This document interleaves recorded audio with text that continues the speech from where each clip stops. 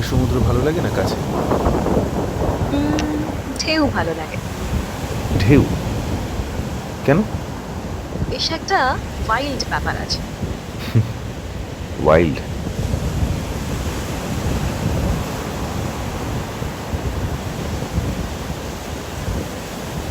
B wild.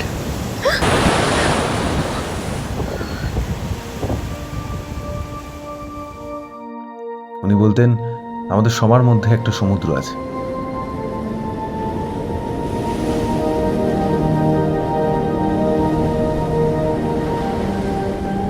সেই সমুদ্রটাকে বাঁচিয়ে রাখার দায়িত্ব আমাদের।